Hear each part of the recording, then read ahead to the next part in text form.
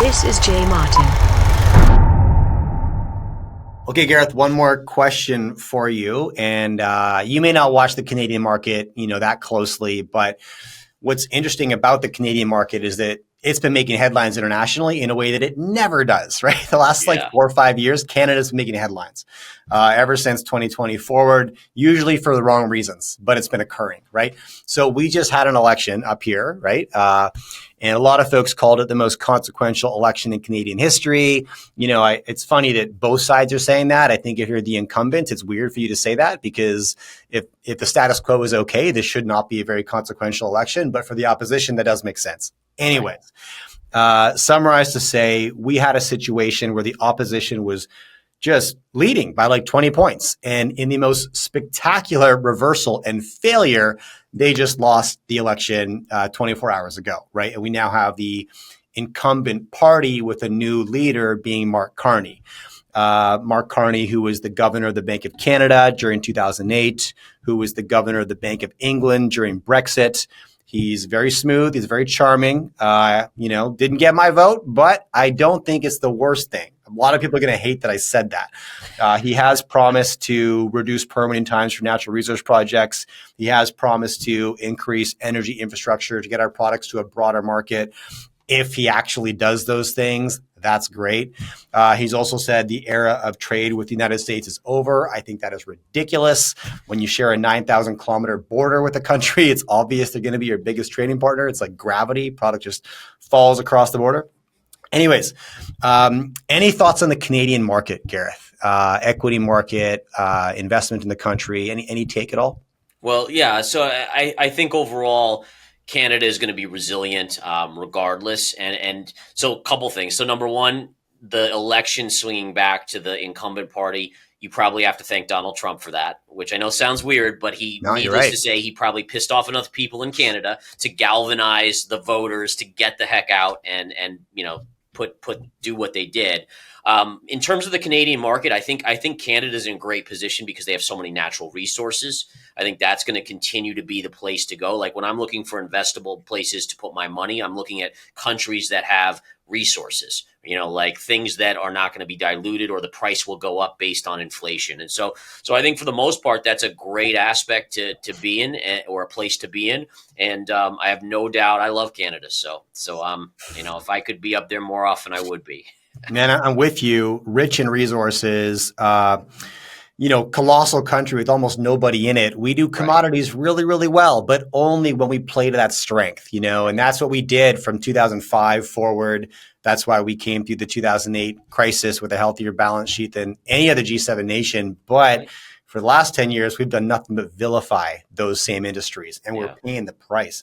Let me ask you one more question, just generally speaking on investor sentiment. I was having a debate with my co-host on VRIC Media, Jesse Day, about whether the public is actually equipped to vote within their best interest, right?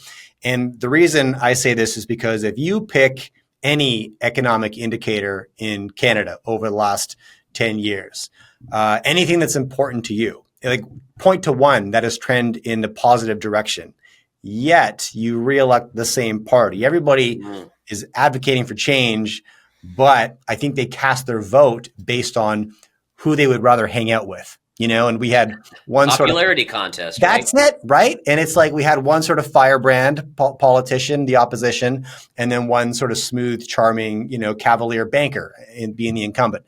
And I think people listen to the very limited amount of media they both did, but they each did at least one long form.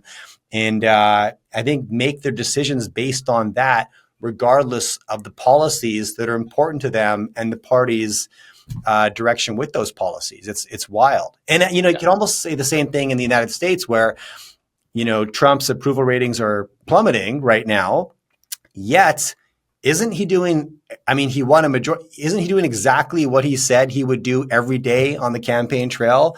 Tariff rich, trade imbalances. Like this was his mandate and he's executing on it and people are outraged. But what's your take? Well, so this is the kicker, right? And this is what drives me nuts. And I've said this in so many of my streams and my services is that people initially are like, wow, we've got to tackle the U.S. debt. This is a major issue. We got to cut spending. We got to cut out waste. We've got to, make trade fair. The problem is they're thinking with like the ethereal kind of like, this is what we should do. They're not realizing that it has consequences, right? Consequences, when you cut government spending, it's going to slow the economy. When you tariff other nations, it's going to raise prices. And they don't think that far ahead. And I always say, like, listen, I'm a big believer that our U.S. government is ridiculous in terms of what it spends, almost everywhere. But at least I'm very cognizant of the fact that if we cut it, it's going to cause a recession. It's kind of like, do you want to take your medicine now and go through the tough times so that we have a great future? Or do you just want to kick the can down the road? And in reality, people vote for taking the medicine. Oh, we got to do this. But as soon as it's hardship, people back off and get frustrated. They don't really realize it, or they just want to ignore it, that it's going to have impacts on their everyday life. Right. They want the result of the hard things, but they don't want to have to do the hard things, right? That's exactly it, man. Drives me nuts. It's like my kids, right? Yeah. They don't want to do the hard work, but they just want to be magically good at whatever they're doing. They want the outcome. I get it, man. All right. I appreciate that, Gareth. Thanks again. I appreciate you doing the long form with us as well. Check that out on the channel. And until next time, brother, thank you. Most investors think they're playing it safe, following mainstream advice, chasing trends, and clinging to the herd mentality. But there is nothing safe about mainstream advice. The smartest investors know that real wins come from thinking independently and spotting opportunities long before the crowd. And that's what we teach at the Commodity University. This is an exclusive membership designed to arm you with the skills from the sharpest minds in the mining investment world. Each of our professionals has a proven track record of finding trends before anyone else. At the Commodity University, you'll gain access to a highly curated and growing catalog of courses covering what you actually need to know to become an informed commodity investor.